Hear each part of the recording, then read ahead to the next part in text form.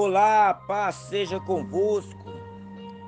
Eu vos abençoo em nome do Senhor Jesus Cristo, nosso Senhor e também Salvador. É uma alegria imensa que transborda no meu coração de poder estar mais uma vez reunido com vocês neste santo momento, neste santo propósito, no qual nós separamos para meditar na palavra de Deus, para aprender um pouco mais destas santas verdades. Sabemos que os dias são maus, os dias são perigosos. Essa chamada ao Evangelho é urgente, porque além do fato do Senhor Jesus Cristo estar voltando, Ele tem voltado mais cedo para alguns do que para outros, quando simplesmente deixamos de viver, não é verdade? Então, sem mais delongas, vamos falar com Deus nesta hora. Senhor Deus Todo-Poderoso, Tu és o Criador dos céus e da terra. Não há nenhum Deus que se possa igualar a Ti. Não há nenhum Deus que possa se espelhar em Ti. Tu és o único Deus e soberano. Pai amado, em nome de Jesus Cristo, eu te imploro, Deus, eu rogo ao Senhor com toda súplica, para que o Senhor, em nome de Jesus Cristo, nos esclareça a Tua palavra, revele em nossos corações as Suas verdades e que o Teu Espírito Santo corrobore conosco com graça, misericórdia, compaixão e piedade, porque somos falhos. As nossas mentes ainda não estão no nível da excelência, não alcançou a elevação espiritual. Por isso, imploramos pela sua ajuda, pelo teu santo auxílio. Conduza-nos nesta palavra, para que possamos aprender qual seja a sua perfeita, boa e agradável vontade. Assim eu entrego a minha vida, a vida de cada ouvinte nas suas mãos, para que o Senhor nos conduza no caminho da retidão, no caminho da santidade. Peço que nos perdoe as falhas, perdoe os nossos pecados, perdoe, Deus, os nossos erros que temos cometido, e que em nome de Jesus possamos crescer na graça e no conhecimento do Teu Filho Jesus Cristo. É o que eu te peço e te agradeço nesta hora, em nome de Jesus Cristo. Bom, meus amados, mais uma vez voltamos a essa carta do apóstolo Paulo aos Filipenses. Vamos ler aí do capítulo 3, do versículo 1 até o versículo de número 11, para que o Senhor venha falar conosco por meio e através desta palavra. Esteja pronto a ouvir, tardio a falar. Se você não tiver um tempo para meditar nesta palavra, deixa para que você a escute na hora que você tiver um tempo disponível, para que nada lhe roube a atenção, para que você não perca os ensinamentos da palavra de Deus. Então vamos ler nesse instante, em nome de Jesus Cristo. Quanto ao mais, meus irmãos, alegrem-se no Senhor. Escrever de novo as mesmas coisas não é um problema para mim, e é segurança para vocês. Cuidado com os cães, cuidado com os maus obreiros, cuidado com a falsa circuncisão, porque nós é que somos a circuncisão, nós que adoramos a Deus no Espírito e nos gloriamos em Cristo Jesus, em vez de confiarmos na carne. É verdade que eu também poderia confiar na carne. Se alguém pensa que pode confiar na carne, eu ainda mais. Fui circuncidado no 8º dia. Sou da linhagem de Israel, da tribo de Benjamim, hebreu de Hebreus. Quanto à lei, eu era fariseu. Quanto ao zelo, perseguidor da igreja. Quanto à justiça que há na lei, irrepreensível. Mas o que para mim era lucro, isto considerei perda por causa de Cristo. Na verdade, considero tudo como perda, por causa da sublimidade do conhecimento de Cristo Jesus, meu Senhor.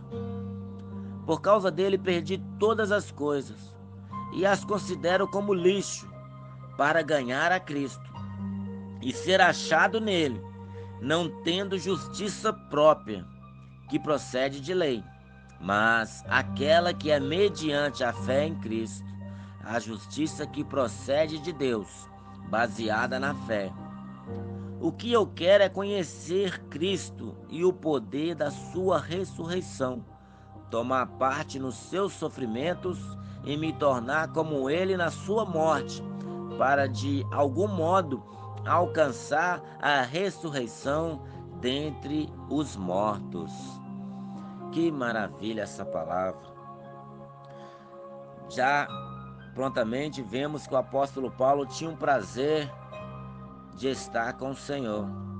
Ele que poderia ser indiferente quanto a esta novidade, ele abriu mão de tudo para viver na piedade, na caridade e no amor fraternal. Quanto ao zelo que ele tinha como fariseu, ele era perseguidor da igreja, igual nós vimos nesse texto. Mas muito mais agora, o zelo dele está pela verdade de Jesus Cristo, pela fé e na esperança da ressurreição. Então vamos entrar nessa palavra e desfrutar desse manancial de águas cristalinas e nos deliciar nesses banquetes espirituais em nome de Jesus. Ele já começa aí no capítulo 3, no versículo 1, dando um conselho. Quanto ao mais, meus irmãos, alegrem-se no Senhor. Quantos hoje dizem que é servo de Deus, que tem esperança em Deus, que confia em Deus, que crê em Deus, mas não conseguem se alegrar no Senhor. Daí tem que buscar alegria em tantas outras coisas. Dizem ser servos, dizem serem cristãos, mas buscam alegria na bebida, buscam alegria nos prazeres carnais, buscam alegria em baladas.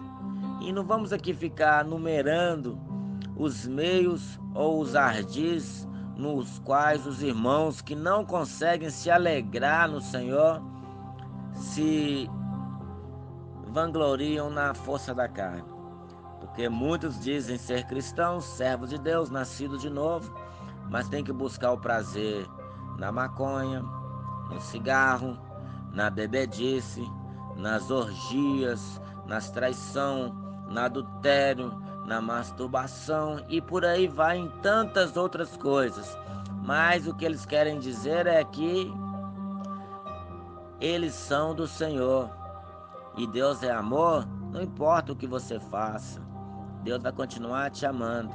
E assim cai em um abismo e esse abismo vai chamando outro abismo e quando menos se dá conta, a fé dessa pessoa se esvai e ela cai e é como um porco que foi lavado e volta para a lama.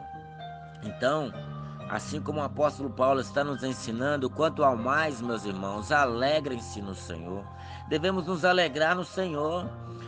Só pessoas que não sabem da onde elas foram removidas, da onde elas foram retiradas, é que não se alegram. Agora, quando elas notam, quando elas percebem, se certificam de que estavam na beira do abismo, estavam andando como que por um fio de seda que já estava fumegando, estava a ponto de se arrebentar e eles mergulhariam no inferno profundo, no abismo de chamas ardentes.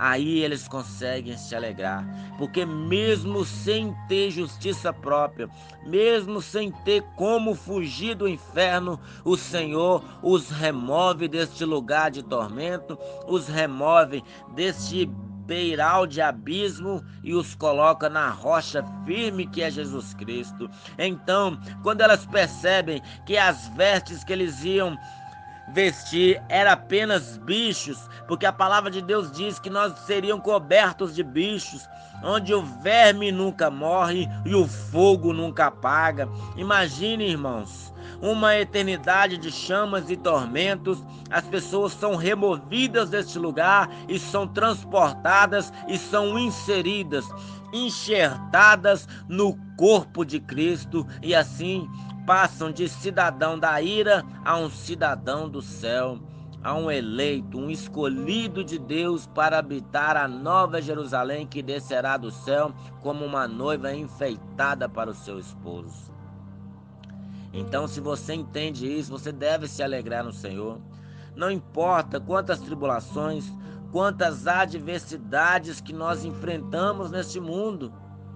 Eu sei que as lutas são duras, elas nos afadigam, elas nos consomem e muitas das vezes quer nos transtornar, destruindo a nossa fé e a nossa esperança.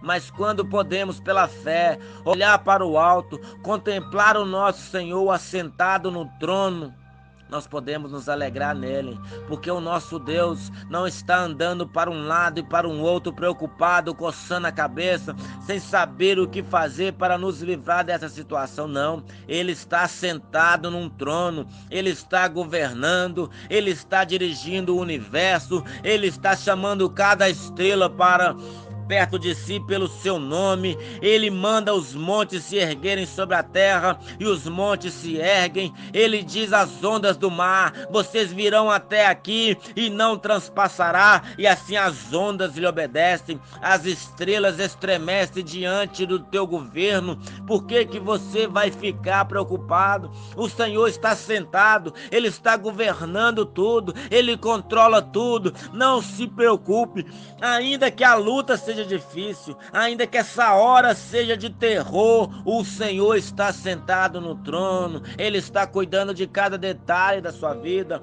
Não olhe para a situação no presente, olhe para além, veja a vitória que o Senhor já lhe concedeu por meio da cruz.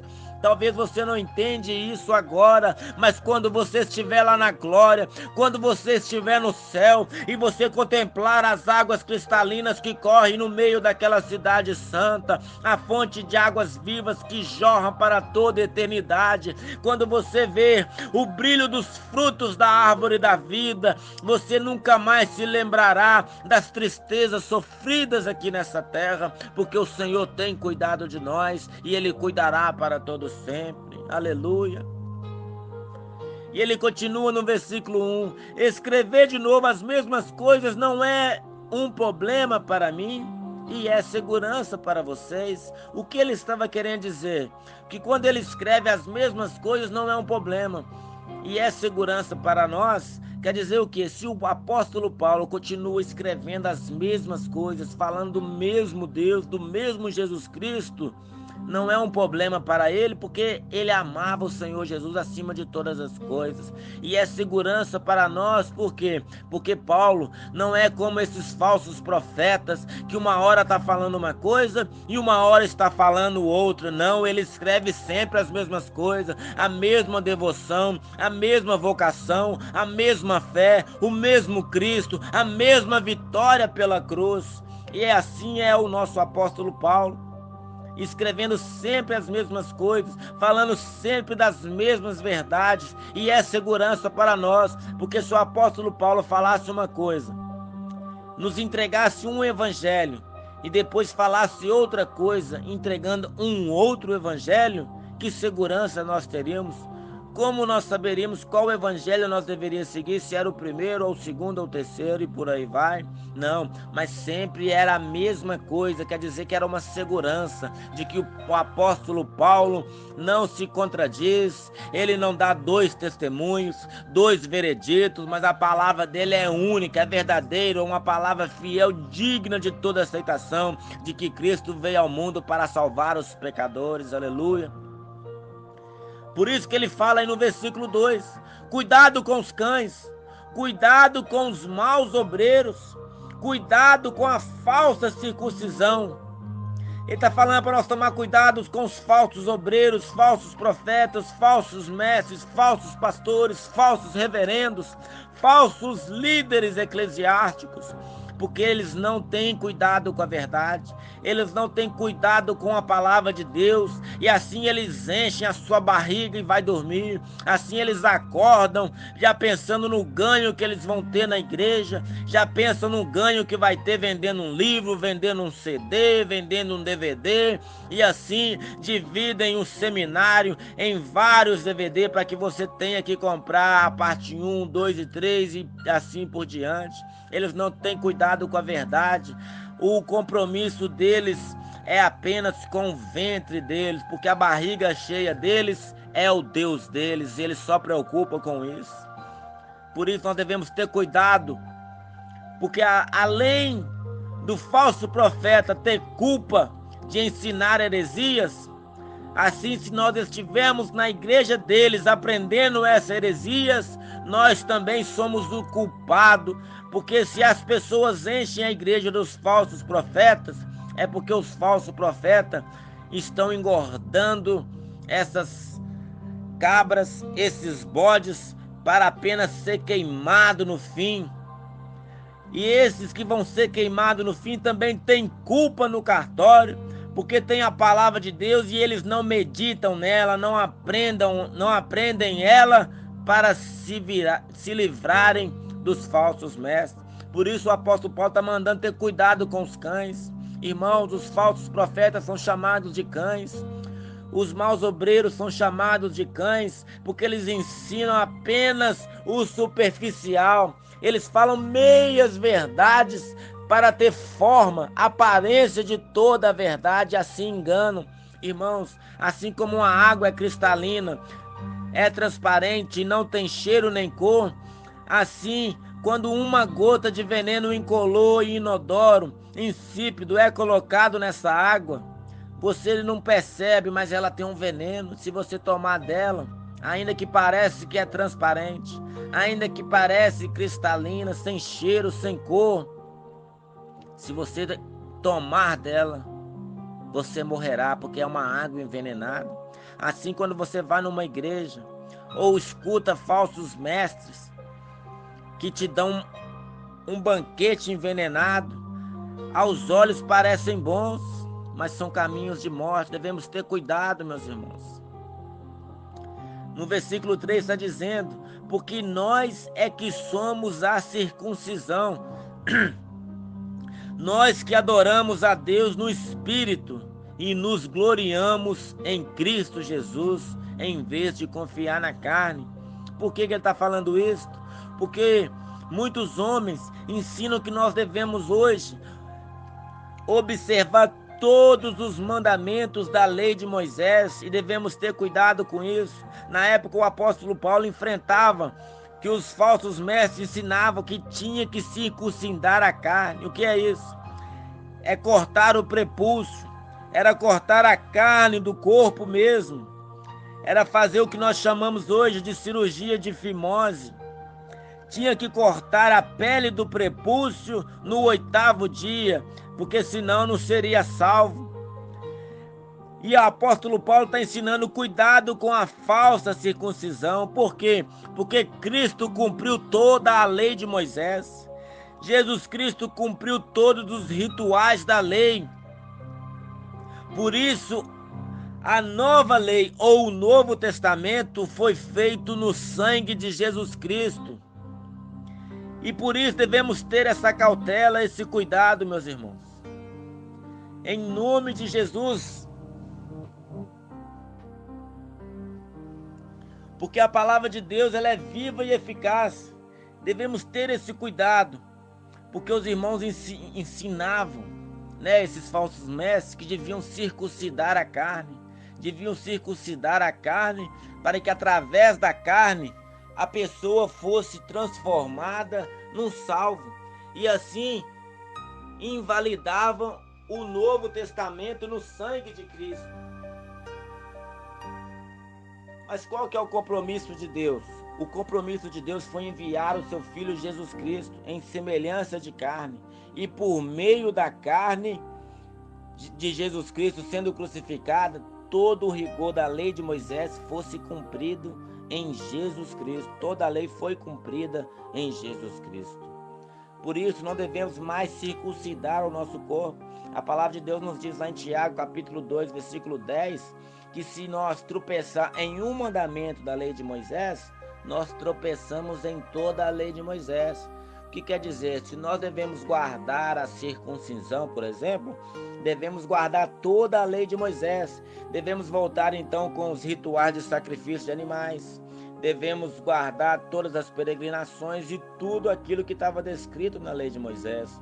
Por isso que Paulo está falando aí no versículo 3, é que nós é que somos a verdadeira circuncisão. Nós que adoramos a Deus no Espírito.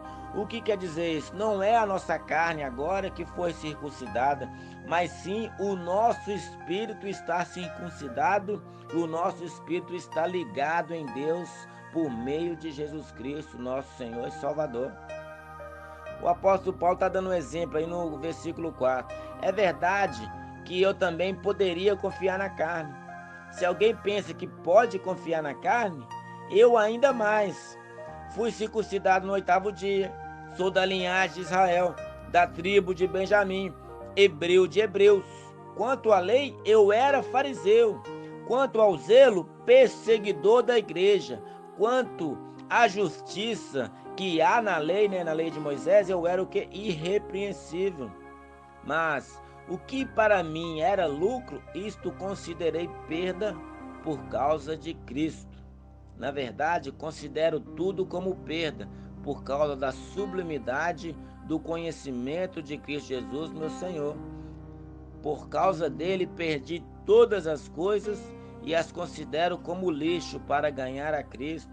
Irmãos, o apóstolo Paulo está dando testemunho dele aí, dizendo que ele, sendo hebreu de hebreu, ele era da tribo de Benjamim, ele foi circuncidado no 8º dia, ele era da linhagem de Israel, ele era fariseu, quer dizer que ele era um dos mais zelosos, ele era perseguidor da igreja de Cristo por causa do zelo que ele tinha no farisaísmo. Agora, quanto à justiça que há na lei de Moisés, ele era o que? Irrepreensível. Por quê? Porque ele fazia de acordo com o que a lei de Moisés determinava que devia ser feito.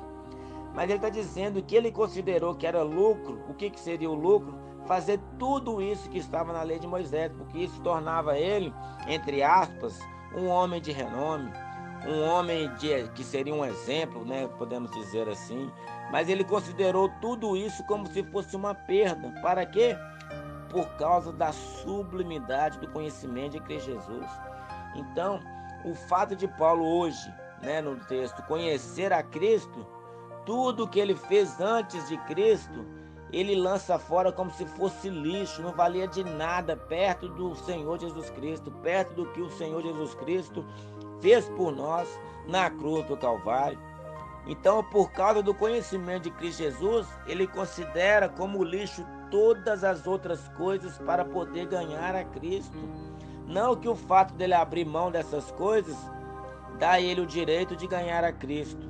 Porque se ele ganhou Cristo foi porque o Pai decidiu dar Cristo a ele. Não porque ele abriu mão dessas coisas e deu ele o direito.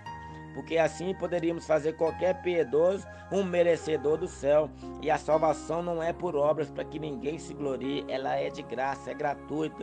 Deus escolhe a quem quer e dá a salvação a quem quer, porque Ele é Deus. Mas olha aí no versículo 9. E ser achado, porque ele, ó, vamos voltar um pouquinho no versículo 8, no finalzinho do versículo 8, assim: por causa dele, perdi todas as coisas e as considero como lixo para ganhar a Cristo. Versículo 9.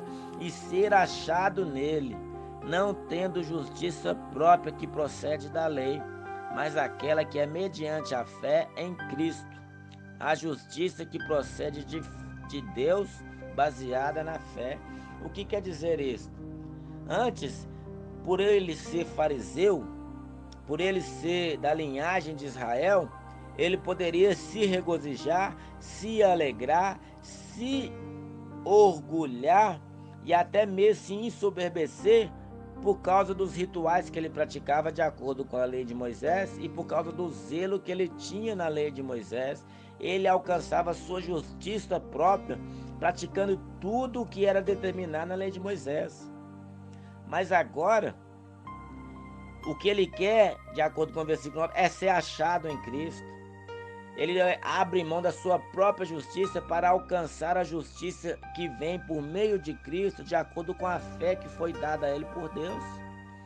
Não tem nada a ver mais com o que ele fez para Cristo ou para Deus, mas tem a ver com o que Deus fez por ele, por meio de Jesus Cristo na cruz do Calvário. Olha o versículo 10. O que eu quero é conhecer a Cristo e o poder da sua ressurreição, tomar parte nos seus sofrimentos e me tornar como ele na sua morte, para de algum modo alcançar a ressurreição dentre os mortos. Meus irmãos, o prazer do apóstolo Paulo e a alegria do apóstolo Paulo, por isso que eu estava falando no início, que nós deveríamos alegrar no Senhor. Alegrar no Senhor é isso, é conhecer a Cristo, é conhecer o poder da sua ressurreição.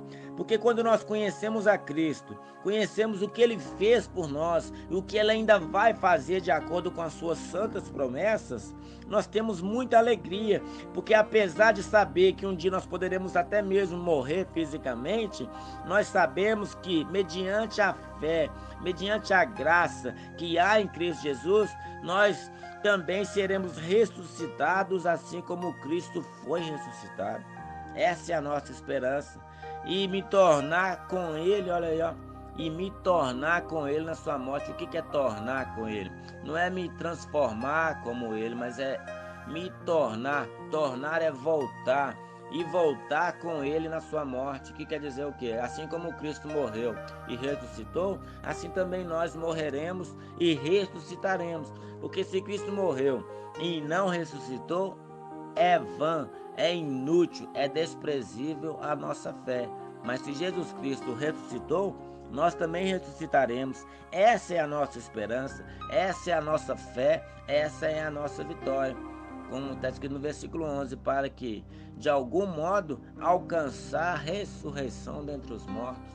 Então há motivo de muita alegria, ainda que sofremos nessa vida, ainda que sofremos nessa terra, ainda que participamos de todas as tristezas deste mundo, nós temos essa alegria dentro de nós, de que Deus vai nos tornar a trazer com Cristo, vai nos levantar do pó e da cinza.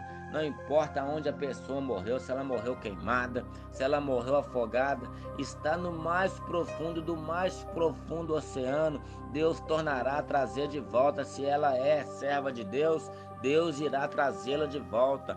Ainda que a pessoa foi cremada, os seus ossos tornaram cinza e pó, e esse pó foi derramado num rio, e esse rio correu e desagou no mar. Não importa aonde ele estiver, Deus reunirá cada fragmento, cada átomo que compõe este corpo e tornará a trazê-lo de volta, porque Deus é poderoso para o fazer e o fará, porque esta é a sua promessa.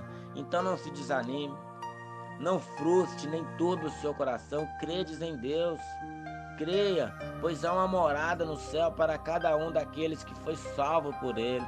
Talvez você está sofrendo hoje, mas há muito mais motivo para se alegrar do que para se entristecer, porque a fé nos dá certeza das coisas que nós esperamos, é a confirmação dos fatos que nós ainda nem vimos. Isso é crer em Deus, é crer no impossível, é crer que Ele vai fazer porque Ele é Deus, amém? Então não se desanime, não se entristeça em nome de Jesus. Vamos falar com Deus nessa hora. Senhor Deus Todo-Poderoso, em nome de Jesus agradecemos e muito nos regozijamos nessa palavra, porque sabemos que ainda que sofremos, ainda que passamos por tribulações nessa vida, muito mais o Senhor fará por nós no dia da ressurreição ou no dia do arrebatamento, porque grande é o Senhor e os seus propósitos e decretos jamais cairão por terra, porque o Senhor é Deus, o Senhor é fiel para os confirmar e o fará naquele dia, porque o Senhor é Deus.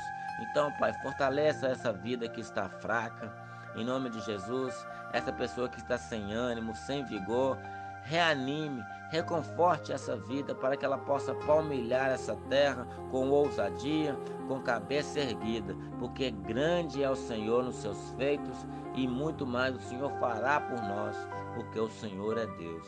Muito obrigado, Pai. Em nome de Jesus Cristo, te agradecemos. Que assim seja. Amém. E graças a Deus.